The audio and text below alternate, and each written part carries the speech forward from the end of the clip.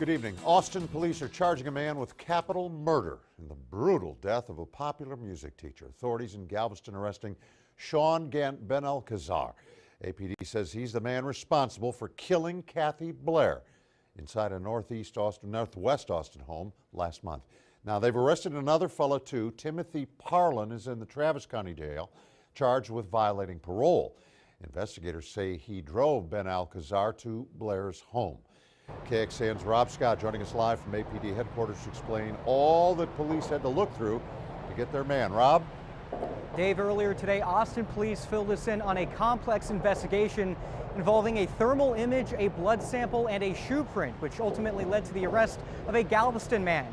Kathy Blair's neighbors say they're glad a suspect is in custody. The crime scene on Tamarack Trail is still fresh on neighbors' minds. It was a day very much like this, that like all of a sudden like ambulances and all that and police cars, and they had the whole area blocked off. Kathy Blair's son found his mother dead with stab wounds to her neck and body. Police began investigating, including talking to their neighbor, Shawn Price. They were looking for certain types of cars and things like that, and had we seen anybody strange around and things, but we had no idea what was going on. Looking for a specific car because of a break in the case.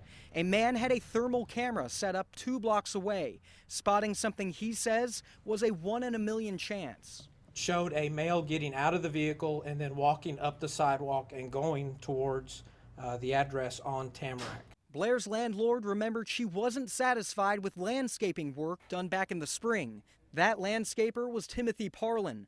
Police matched the thermal image of the car to one Parlin's sister let him use last month. A blood stain found in the car matched Blair's at the scene.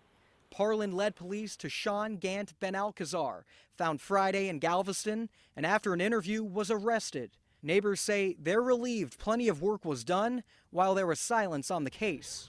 At first we were thinking, well, they must have, a pretty good idea what's going on, and then weeks went by and there was no word or anything like that.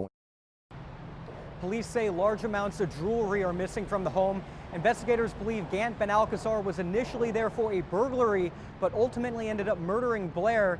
Anyone who bought jewelry from either Parlin or Gant-Benalcazar is urged to contact Austin Police. Live in Austin, Rob Scott, KXAN News. Investigators tell us Benalcazar told them he walked into Blair's bedroom, saw her sleeping, but then she, quote, lunged at him. Police say he also admits to wearing the same kind of shoes that match prints at the scene.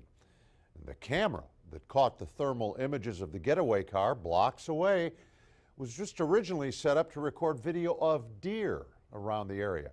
And investigators say that Benalcazar drew a map where he said he had parked the car, and it exactly matched what the camera showed. As we mentioned, Kathy Blair was a music teacher. You can hear what her students and friends told us about her. It's along with this story at KXAN.com.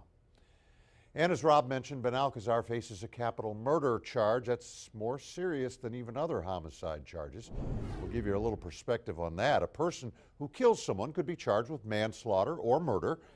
Capital murder is the charge with the ultimate punishment, death. But to be charged with capital murder, investigators and prosecutors have specific criteria. One that fits this case is if someone intentionally commits a murder during a robbery or attempted robbery. They can be charged with capital murder.